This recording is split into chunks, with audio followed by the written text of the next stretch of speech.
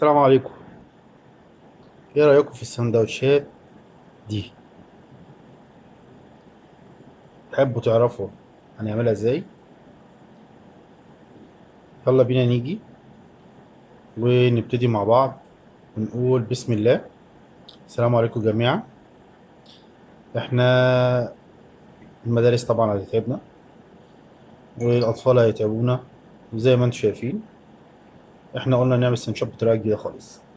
جبت الألمونيوم فويل وحطيت عليه العيش التوست وحطيت الصينية المدورة بتاعتي عشان نحط التوست فيها. طبعا احنا مش عارفين هنعمل ايه بس يلا ادينا بنعمل. ويعني الحمد لله الحمد لله ربنا يوفقنا ونقدر نعمل كل الاكل اللي انتوا بتحبوه واللانش بوكس بتاعنا يبقى كويس. طبعا هندهن الصينيه بتاعنا زبده عشان بس ايه ما تقعدوش كل شويه تقولوا انتوا بتعملوا ايه. فطبعا اعظم معدن رص التوست ده في بتاعي، رحت حاطط الصينيه عليه، رحت منزل ايدي من تحت الورق، وبعد كده رحت زي ما انتم شايفين قلبته وظبطته.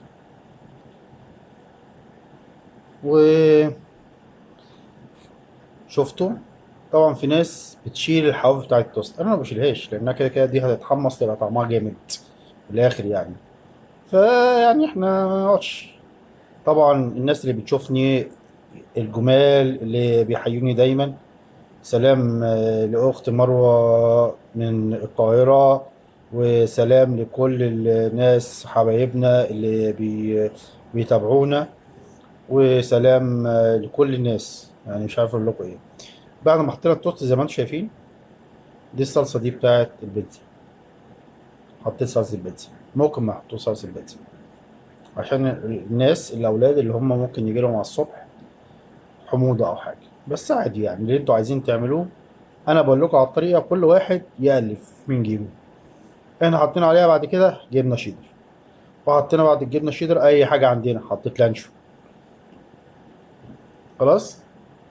شايفين زي ما انتوا اي حاجه في اي حاجه، العيال لما بيشوفوا سندوتش جديد هياكلوه. اللي انت عايز تحشيه احشيه. وحطيت حبة زيتون اخضر على اسود. بص ظبطني ظبطني يا سلامونتي عشان يعني اروح المدرسة وانا مبسوط.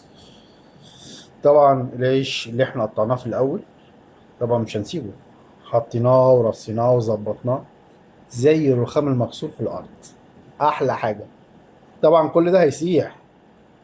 نحط جبنة موتزاريلا بتاعتنا زي ما انتم شايفين. ويا ريت تقولوا لي كل الناس بتتابعني منين. والسلام عليكم ورحمة الله وبركاته. اللي لسه داخل الجديد دي، وعليكم السلام ورحمة الله وبركاته. اتفضل حضرتك استريح آخر الفصل، ما تخشش في الأول يعني. طبعا يا ريت تبقى تسجل الحلقة وبعد كده ايه تتابع معانا بس من دلوقتي. معلش عشان كان في بس طالب داخل فعشان معلش.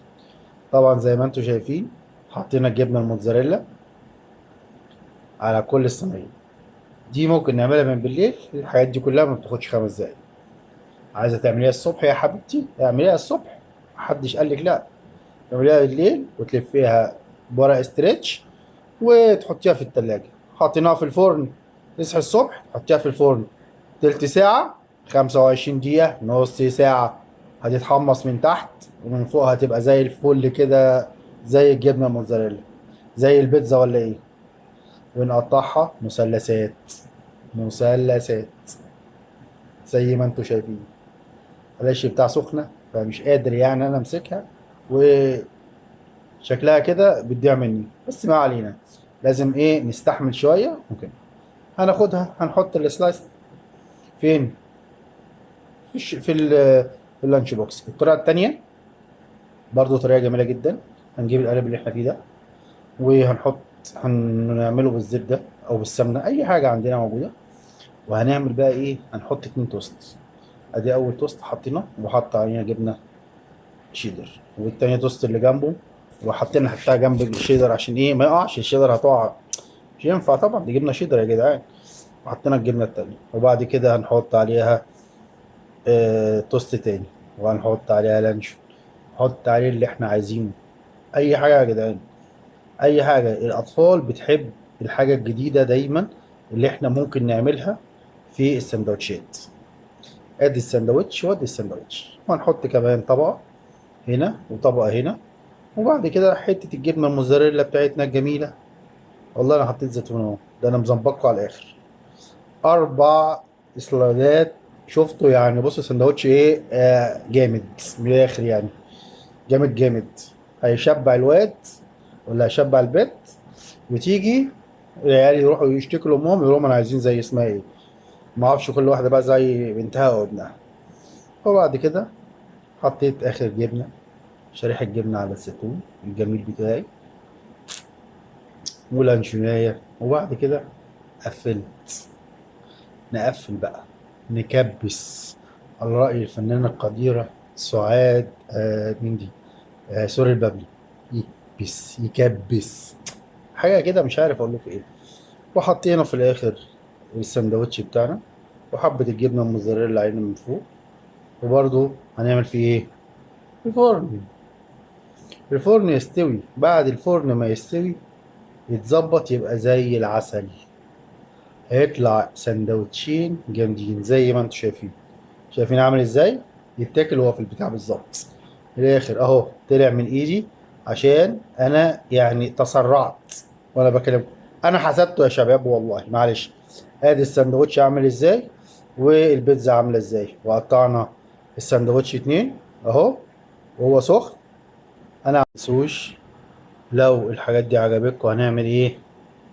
كل واحد يعمل شير ولايك، ويكتب لي كومنت جميل ويقول لي الاكل حلو ولا وحش، وانا هدوق نيابه عنكم واقول لكم.